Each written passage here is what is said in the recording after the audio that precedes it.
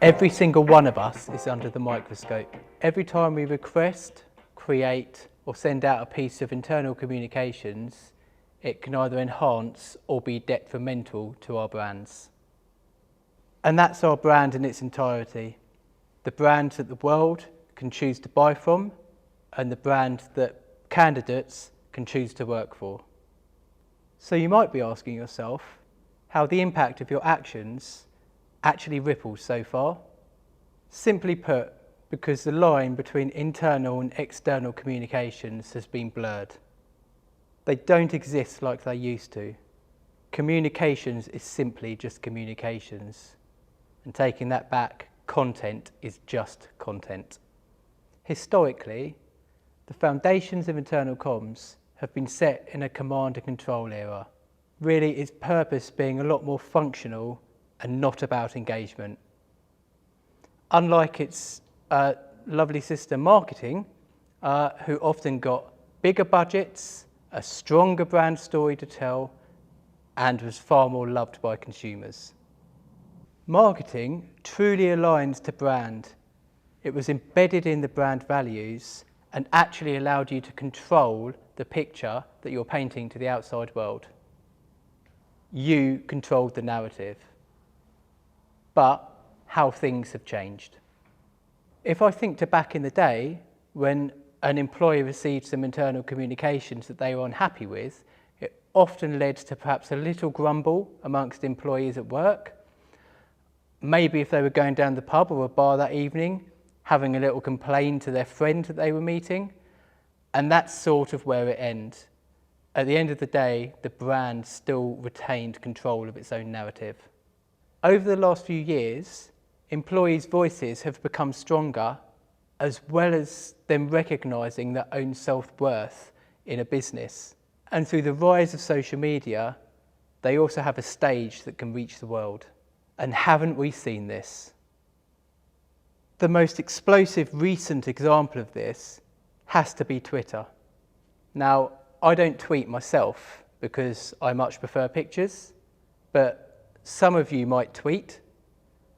Some of you might have a Twitter account but never tweeted, and some of you actually might have shut down your Twitter account based on what Elon Musk has recently done. You're probably all very familiar with the headlines. Half of Twitter's employees were made redundant. Those that stayed were asked to commit to hardcore working hours or simply just leave. Employees having to bring their own toilet paper to work because he sacked the facilities company.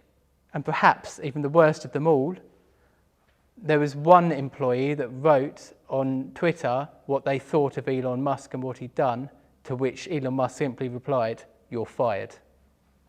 Now, all of that was communicated internally. I mean, don't get me wrong, its message was terrible, the way it was delivered was terrible, and the timing of which it was delivered was terrible. But it was the business of the brand.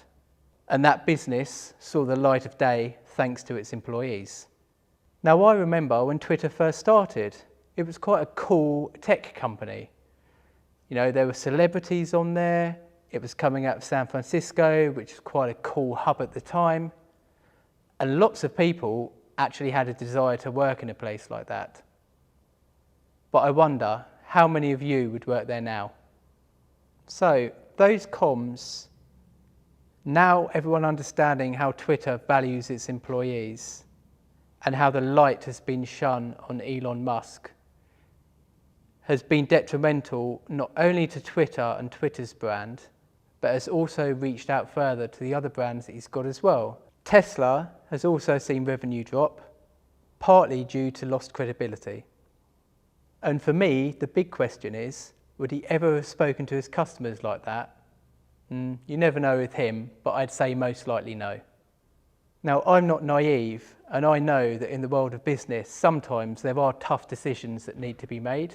But I think that the lesson here is it's all about actually how you communicate those to people. In that instance, internal comms became external news. Twitter might be seen as an extreme example, but it's actually something that we're seeing more and more of out in the market. Twitter aside, I can't think of a time where employees have become such a big part and voice of your brand. We've seen how people aren't just looking for a job or career now, they're looking to work and engage with somewhere that actually aligns to their own values. So how are some brands actually tackling this? We've seen the rise of employer brand a lot on social media.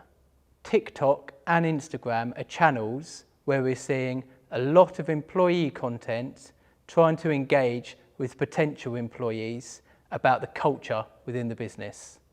Simply stating benefits like holiday, pay, etc. isn't enough anymore. Employers must convince potential candidates that their company is a company in which they can belong, and it aligns with their values and they also live those values as well.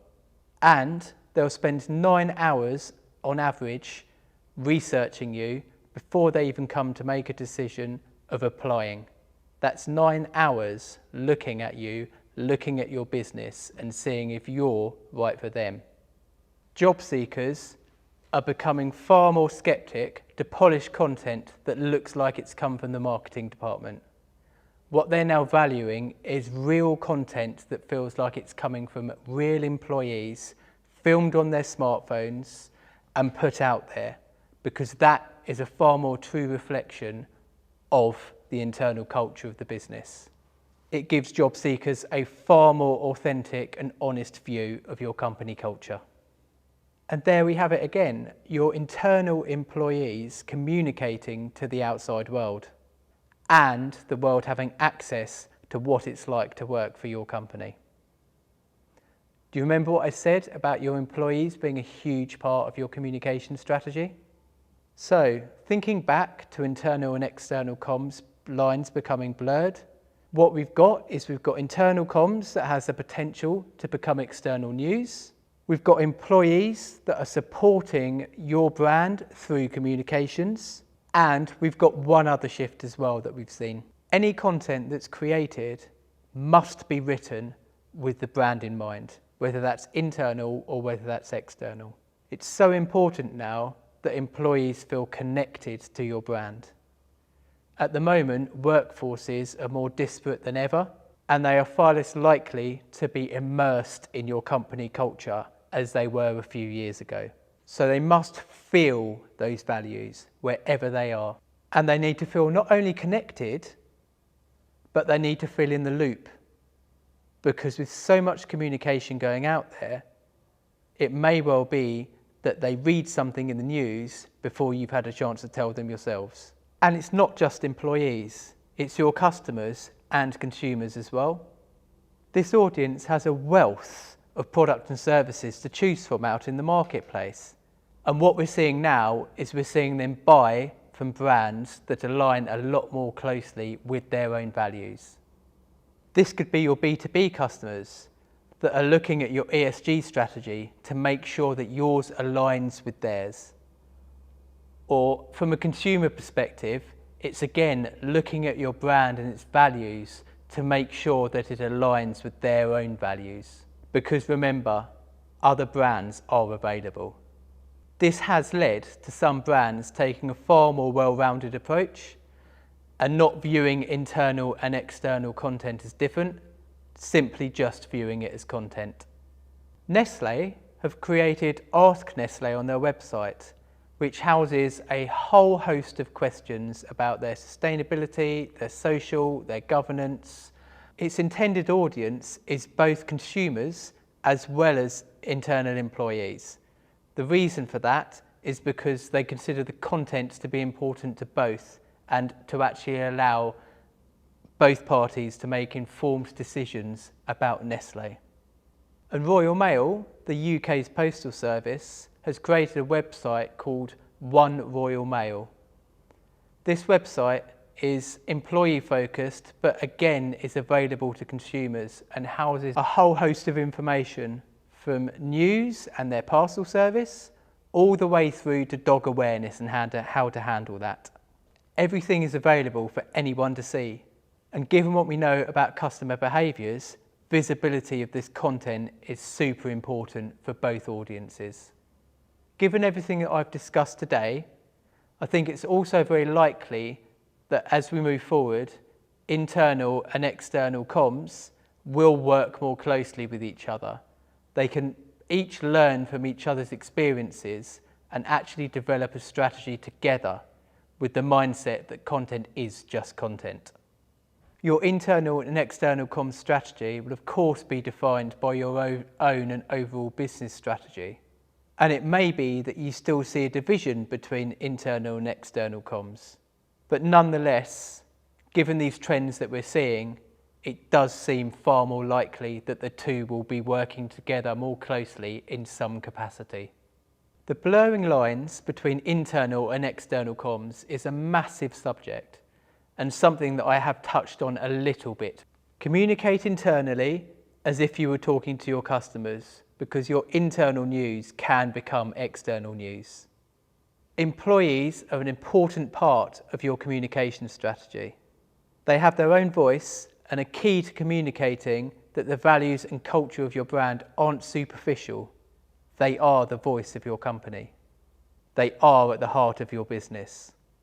Internal and external comms teams must work more closely with each other and define a content strategy that allows you to always control the narrative. In a world of transparency, where we've got job seekers, consumers and customers all seeking the truth, we really should stop viewing internal and external comms as two different things. Content is just content.